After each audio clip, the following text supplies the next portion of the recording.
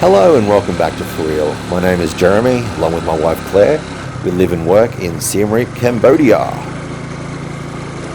Today we're going to talk about the restrictions and regulations on people coming to Cambodia. You can actually now come to Cambodia, but there is a myriad and a plethora of boxes you need to tick before you actually arrive. And when you do arrive in Cambodia, there is now a 3,000 USD, that's right, $3,000 USD deposit. So the government just introduced this on the 10th of June. It's very new. It was on the expat Facebook. There was a link to the article itself, but that article has now been removed.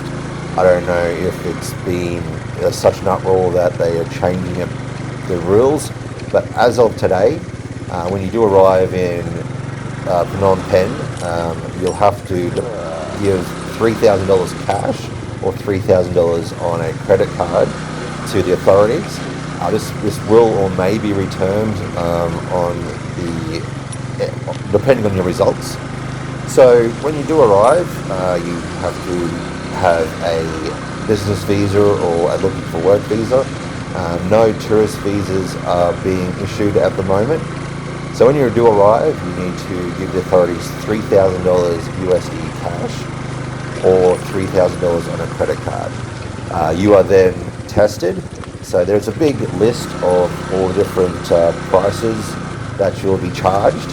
So $3,000 is a deposit if you are tested for COVID-19 and you are positive, or if someone on your flight is tested positive. So when you do arrive, everyone will have a test. Then for $100, one test, $100 for every single person. Then you're taken to a hotel. So that trip will cost you $5. I don't know if it's $5 per person, but I'm pretty sure they may even separate you. So if you're a couple, you may have to go in separate cars. So that's $3,000 per person, $100 for the test, $5 for the trip from the airport to a 3/4-star hotel, $30 for the hotel itself, and $30 for 3 meals. This is where it can get very, very expensive. So if everyone tests negative, you're allowed to leave. You still have to self-quarantine in your own apartment or hotel for 14 days. In those 14 days, you will be visited by the local authorities and given regular temperature checks. If the temperature checks come back at a higher reading, you may have to retake a test. The big cost will be if you are on a flight that anyone on that flight is tested positive for COVID-19. This is where it starts getting pretty expensive. So when you on a flight and someone on the flight is tested for COVID-19 and they come back as positive, every single person on that flight will be quarantined at the hotel for 14 days. So they work it out that each night it will cost $85. Plus you need 4 tests at $100 a pop. So all up it will cost you for the 14 nights and the 4 tests a minimum of $1,590. So that means if you are on a flight and one person tests positive for COVID-19, everyone is put into the hotel and everyone has to pay the $1,590. If you are the person who is tested positive, you have to go into a hospital. In that hospital, you will have to pay $225 a day plus testing. If you do pass away in that time, you've even got a price if you do die. That's $1,500 to be cremated.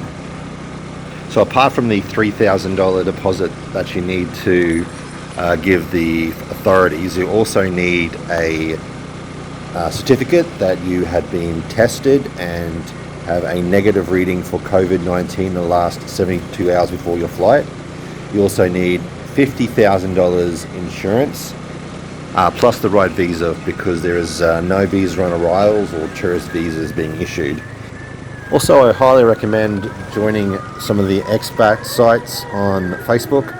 This is a great source of information for visas and also anything happening in the local community. So after all the information, a bit heavy, we'll just take a little ride around the city of Siem Reap and look at the sites.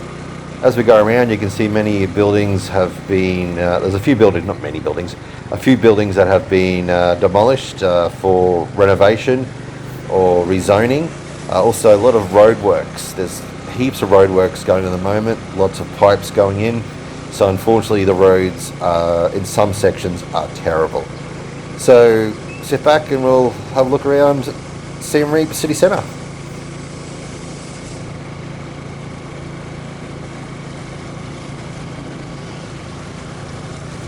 As you can see up ahead, there's a huge excavator. These excavators can be anywhere around the city. They just plonk them anywhere, put some little cones around and start digging. It does, of course, see those cones there, just put the cones around. No real safety. I've seen the crane actually go out into traffic, back around and start digging. This is actually a very dangerous corner because it's like a 5-way into a roundabout. No one really knows what to do there, just piles in, Prius. We're just going along the river. When we get to the bit further, we'll turn off up and see a really nice big market. It's quite pleasant ride this time of the morning. It's around 7:30. Anything between 6 and maybe 8, 9 o'clock is a good time to get out for a ride or for a walk. Anything after 9, 10 o'clock it gets quite hot even in this time of the year. The afternoon's a bit of a write-off at the moment. This truck here nearly took me out. I didn't even have an indicator on, it just pulled out, but I was going down this road anyway, so that was lucky. Yeah, but in the afternoons it usually storms, at least electrical storm, lots and lots of rain. So that'll happen nearly every day for the next couple of months. So the mornings are beautiful, absolutely spectacular. It's nice and clear. If the road's good, the road's nice and clear also. A lot of roads here are clay. Lady just coming outside there. Very clay based, so when they get wet they become very slippery and extremely hard to ride on and terrible to walk on. So when you're on they call them the red ring roads. There's lots of roads, they're red, so they're made of clay. So the top layer will be very slippery. So if you live out on these roads, just be extra cautious when it rains. This is a nice little street. As you can see, this one here has been nicely concreted just recently actually. One later, the go down is also nicely concreted. This is back onto the University Road, I think. Some parts of this is terrible. See these big pipes? They're putting pipes all the way along these roads. I don't know how long it's going to take. It seems to take a long time, but this road here further back is atrocious. We should try and go around along the river, which is much easier. On the right there we've got some bikes being sold, we've got some helmets, a little place where you can get your tyres pumped up. Prius. With your tyres, it'll cost about 500 real. It's not free here in Cambodia or most of Southeast Asia, so you have to pay a small amount. I think that's a Camry. So it'll cost you about 500 real. So it's about 25 cents, about 12 cents to get your tyres pumped up. I know in Australia it's free. It's only a small cost. And there's some monks over there getting some blessings out. There's a pile of clothes. Lots of pile of clothes. I don't know how you find it in there. Over here there's mangostines. Beautiful. Get some of those next time I go. Here's a little stoppage here, peak hour. But as you can see, not one person here will be, but they do this weird thing of, I'll call it boxing or wedging. So someone will stop and they'll all wedge in so no one can move. It can be very, very annoying. That market there actually goes back in. That's just the outside market. There's one that's outside on the road. There's just outside the market, and the market goes practically all the way down. So it goes all the way down, down. I think maybe even the next street turn down you can get to it as well. But it's quite a huge market.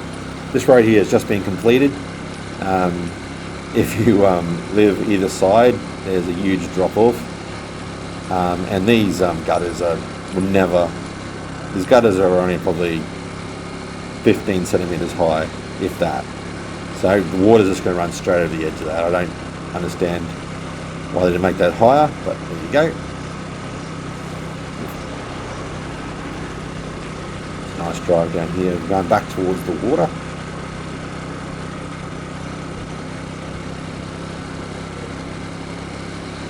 Yeah, so this is very, very new. So no signs, so you're belting down here and you hit this like hairpin. I reckon a few people are going to crash into that house. Over the left-hand side, it's soccer fields. They're all synthetic, and I got like rubber pellets all through it. It's quite interesting. We did a game of ultimate frisbee. A lot of expats and a few locals joined in. It was quite fun. A little bit dangerous, as we have no idea what we're doing. We're running around throwing frisbee at people's heads. Claire went the whole game without being replaced. I sat down every 2 minutes because I'm very, very unfit. Here we're going back along the riverfront. It's a really nice ride along here. A lot of shops.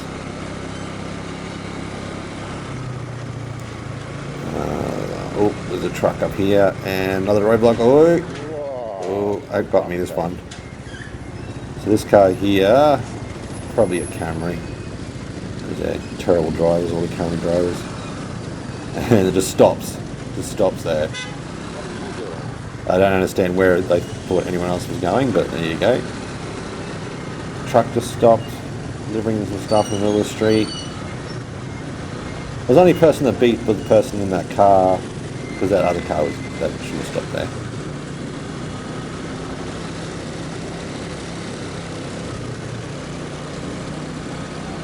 Lady on a phone. He's got to get connected. We'll go off to the right. We'll go to the right here. Then this way. If you go right again down that street, you'll end up at the food loop. I'll do that in a next motor vlog I do. They collect green waste and recycle it. We just went past there. That there was the Angkor Gym, and on the left there is the river. So we're heading kind of back into town now. It's a beautiful morning, absolutely gorgeous morning.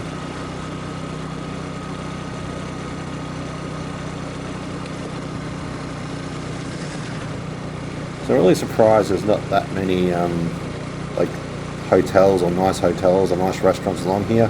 There's a lot of closed down old restaurants and hotels. Back there was a nice Thai place.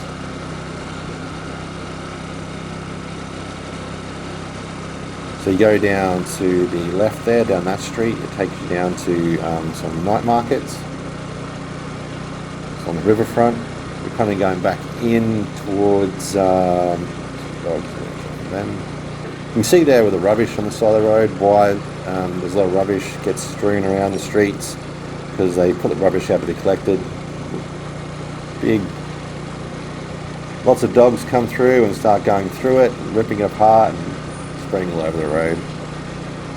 Unfortunately, sorry about the sun, just going into it a little bit here. A lot of nice restaurants down the street, but on this corner here, this hugely. That's a barbecue, a lot of big barbecue joint. It's huge. The right side, left side, sorry, there's a lot of bike rentals. Okay, he's coming up here. We're coming up to the roundabout. So if you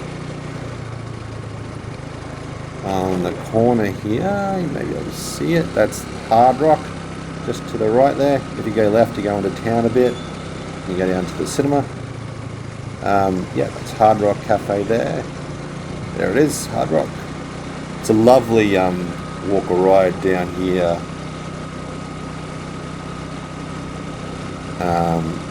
If you want to go for a walk in the mornings or the afternoons, it's nice and shady.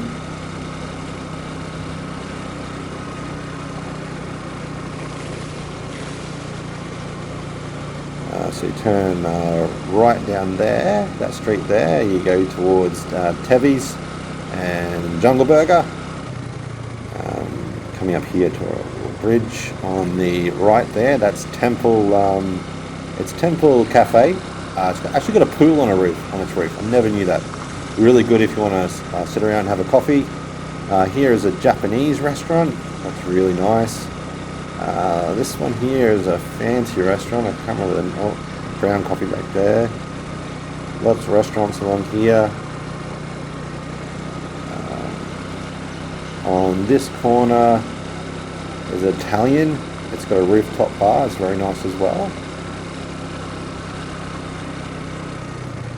This is the main bridge over, so to the right, to the left there of that bridge, you go back towards our house, and you go back towards the the big local market, Central Market. Lovely along here, a lot of hotels, big hotels down here.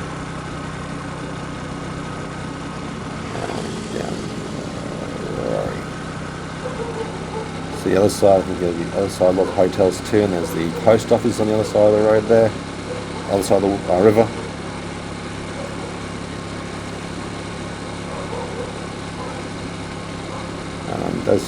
Down that way is where Dave lives, and you know that big shop Dave used to live. He's moved now, right approximately about 800 metres from my house he lives now. That's Dave from Dave Does Cambodia. Coming up to the highway here.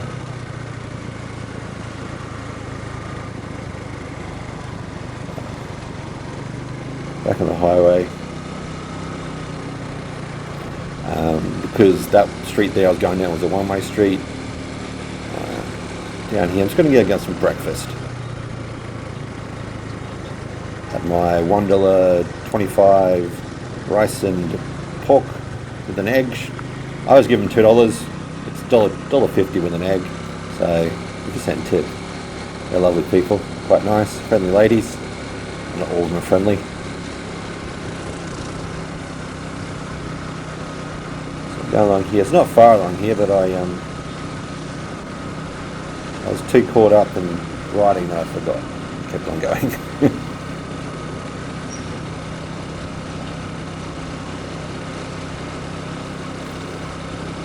So, lots of shops along here. When you do ride, try and stay middle-ish. If the car wants to overtake you, beep.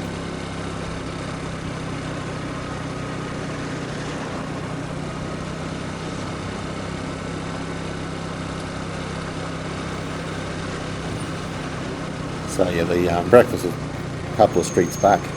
So I'll do a little loop.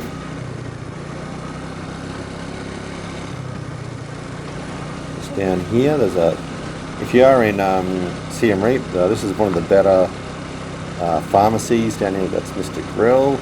Good wine selection, Mr. Grill. That's Smile Mart. Down one more street is a really good chemist. Back there was Bio Cafe. Really good internet. See, they're doing a lot of work here. They might dig up the street and put some new pipes down. This road's pretty bad as well. But that white building's lovely. They usually have some artwork out the front there. Oh, look at that lady. Yep, so it's one way. Back along here.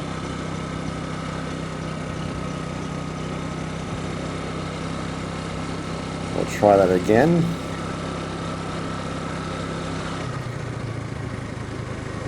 So I'll just turn down here. This is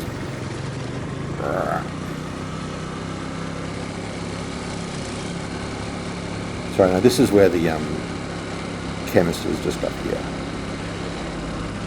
It's one of the better chemists I've found anyway, in Siem Reap. Just down there to your right. Oh, this one's a bit difficult. The car's turning lucky.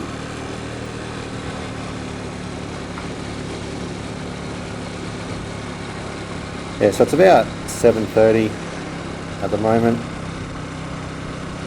Nice little ride, beautiful day. Camry.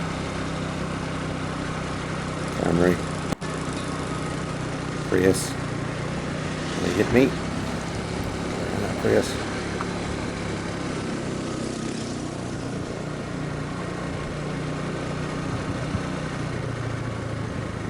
So here's the breakfast joint. It's pretty quiet, actually, but it did pick up quite a bit in the next 20 minutes. So I hope you enjoyed the little trip. Just remember to like and subscribe. And also look down below to all the links we have to other YouTubers tubing here in Siem Reap. Hope you enjoy that little journey, and see you in the next one.